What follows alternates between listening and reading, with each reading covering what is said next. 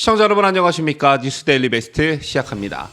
이재명 더불어민주당 대표의 최측근인 김용 민주연구원 부원장이 대장동 특혜 개발 관련자들로부터 불법 정치자금 8억 원을 받은 혐의로 체포되자 야당이 그야말로 부들부들거리고 있습니다.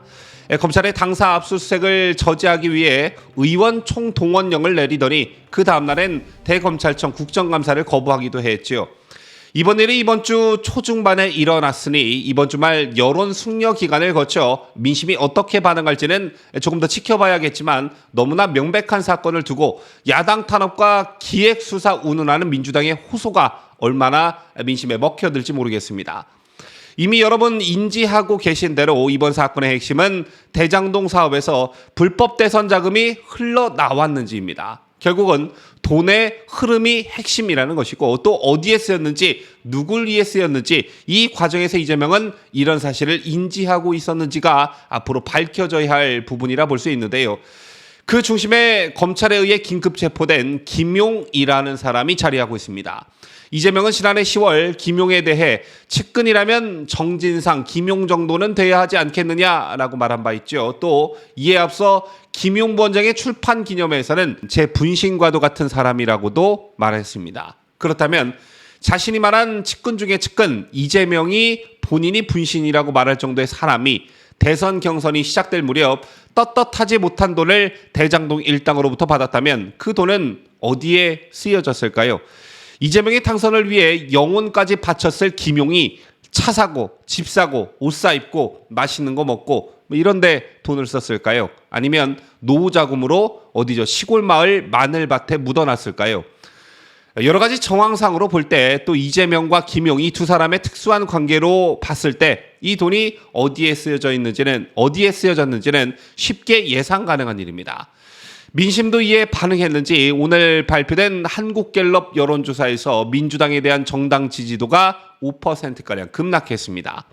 자, 그러자 수세에 몰린 이재명이 나름의 분위기 전환을 꾀하고 나섰는데 그게 다름 아닌 철지난 대장동 특검이었습니다. 여기에 윤석열 대통령을 겨냥해 부산저축은행 건도 다시 물고 늘어졌는데요. 이것에 대해 잠시 설명을 드리도록 하겠습니다. 작년 말 그러니까 대선 전국 당시 대장동 특검으로 이재명 윤석열 후보 간 그리고 민주당과 국민의힘 간 치열한 신경전이 벌어졌던 거 여러분들 다들 기억하고 계실 겁니다. 당시 이재명 후보는 처음엔 대장동 특검을 거부했었는데요. 이에 윤석열 후보가 당장 하자며 이재명을 몰아붙이자 작년 11월 10일 처음으로 검찰 수사가 미진하면이란 전제로 특검 필요성을 언급했습니다. 그리고 그 뒤 이재명은 조건을 붙이지 않고 여야가 합의해서 특검하는 게 바람직하다고 생각한다. 이렇게 말하면서 급물살을 탈 줄 알았으나 계속 공전을 면치 못했지요. 그렇다면 왜 급물살을 탈 줄 알았던 대장동 특검이 계속 공회전됐던 것일까요?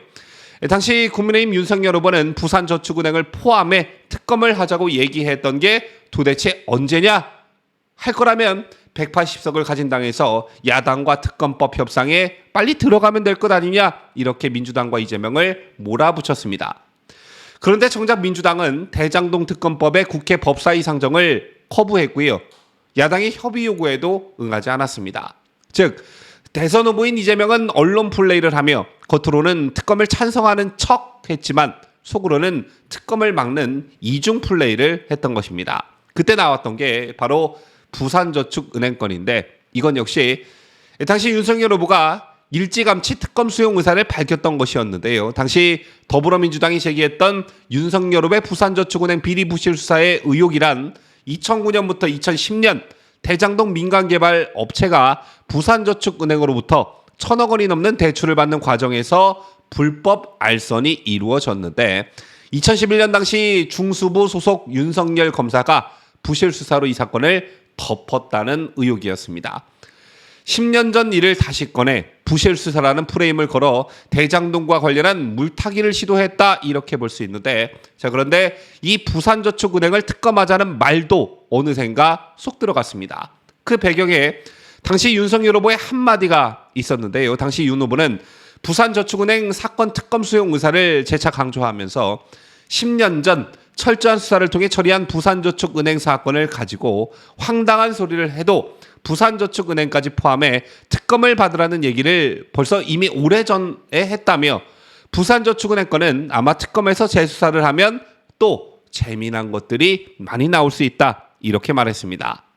이 같은 야당 대선 후보의 발언이 나오자 정치권과 언론이 들썩였는데요.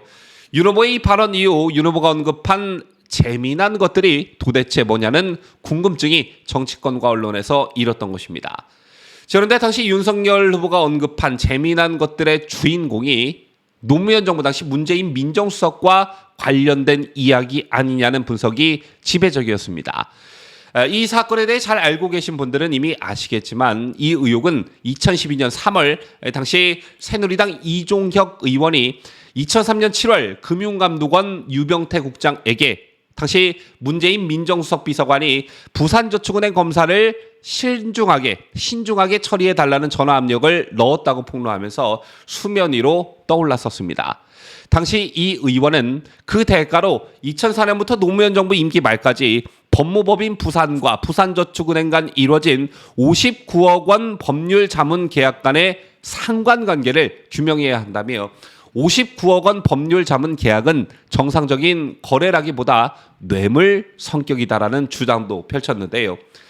1995년부터 2003년 2월까지 법무법인 부산의 대표 변호사는 다름 아닌 문재인이었습니다. 문재인이 대표 변호사로 있는 법무법인 부산에 59억 원의 법률 자문료를 냈던 부산저축은행, 그리고 청와대 민정수석 비서관이라는 직위에 있으면서도 금융감독원 국장에게 부산저축은행 검사를 신중하게 처리해달라는 압박 전화를 했다는 문재인. 부산저축은행과 관련한 수사의 대상은 윤석열 당시 중수부 검사가 아니라 당시 문재인 민정수석 비서관이었던 거죠. 자, 그래서 이 건은 결국 어떻게 됐느냐. 이종혁 의원의 당시 폭로 후 법무법인 부산은 이전 의원을 출판물에 의한 명예훼손으로 고소했는데 사건을 담당한 부산지방검찰청은 해당 사건을 혐의 없음, 증거 불충분으로 결론 내렸습니다. 그렇다면 이전 의원의 주장이 모두 거짓이라는 것이냐? 또 그런 것은 아니었습니다. 지금 보시는 게 당시 검찰의 불기소 결정서 내용인데요. 유병태, 박형선 진술에 의하면 2003년 문재인 당시 민정수석 비서관이 부산저축은행 그룹검사를 담당하고 있던 유병태에게 철저히 조사하되 예금 대량 인출 사태가 발생하지 않도록 신중히 처리를 해달라는 취지로 전한 사실이 인정되고, 그렇다면 문재인이 금감원 유모 국장에게 전화한 의혹이 있다는 기자회견 내용은 진실에 부합한다고 판단된다 이렇게 적혀 있습니다. 또 부산저축은행 그룹의 부실채권 추심소송 위임 내용을 확인한 결과 2004년부터 2007년 사이에 부실채권의 지급 명령 신청 등 사건의 수임료로 부산 이저축은행이 고소인 법인에 약 59억 원을 지불한 사실이 인정이 되고, 그렇다면 이종혁 의원의 고소인 법인이 2004년부터 2007년까지 약 59억 원의 수임료를 부산 이저축은행으로부터 받았다는 부분은 진실에 부합한다 이렇게 되어 있습니다. 내용을 정리하자면 문재인 당시 민정수석이 전화한 것은 사실이고, 전화 이후 부산저축은행이 법무법인 부산에 59억 원을 준 것도 사실이라고 검찰이 인정한 것입니다. 다만 당시 검찰은 문재인 수석의 전화와 수임료의 성격, 청탁과 수임료의 대가 관계에 대한 판단만 내리지 않았던 것이죠. 어쨌든 이 오래전 일을 부실 수사를 했다는 이유로 민주당이 당시 윤석열 후보를 걸고 넘어지면서 국민들에게 거의 잊혀졌던 문재인과 부산저축은행의 수상한 커넥션이 다시 회자됐던 것이고, 때문에 그때도 나왔던 말이 민주당과 이재명이 똥볼을 찼다 이거였습니다. 즉 윤석열 후보를 흠집 내려다 문재인의 잊고 싶은 과거만 부각시켰다는 것이죠. 영상 초반에 제가 이재명이 오늘 주장하고 나선 대장동 특검과 부산저축은행 특검을 두고 철진한이라는 말을 썼습니다. 정말 대장동 특검에 대한 진정성이 있었다면 지난 대선 때 했어야 맞는 거죠. 측근 구속으로 수세에 몰리자 마치 자신은 엄청나게 떳떳한 것처럼 실현 가능성도 없는 특검을 주장하고, 그것도 모자라 철진한 부산저축은행 건으로 현직 대통령의 바짓가랑이를 또다시 붙들고 늘어지고 있으니 이를 어떤 국민이 진정성이 있다고 느낄까요?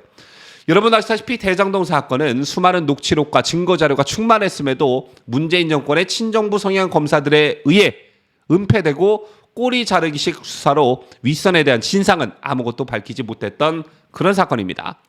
제로 이른바 대장동 일당이 천문학적인 돈을 부당한 방법으로 벌어들였다는데 그 돈은 대체 어디로 간 것인지 이것도 명확히 밝히지 못했는데 그 돈이 정치권으로 흘러들어갔고 그 돈을 받은 사람이 이재명의 측근 김용이라는 사실을 검찰이 포착하고 수사가 급물살을 타고 있습니다.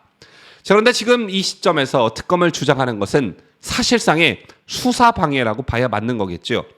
그리고 이걸 수사하다 보면 대장동과 관련한 자금의 흐름이 자연스레 드러날 수밖에 없는 게요. 이른바 대장동 일당이 무슨 유명 정치인도 아니고 김용이라는 경기도 시의원 출신의 사람에게 뭘 믿고 거액을 줬겠습니까?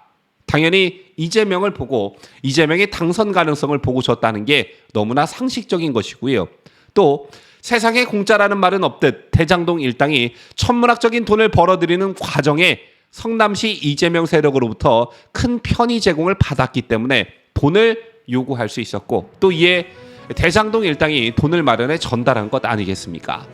그래서 돈은 거짓말 안 한다 이런 말이 있는 겁니다. 지금까지 저는 자유대한민국을 수호하는 뉴스데일리 베스트 민앵커였습니다.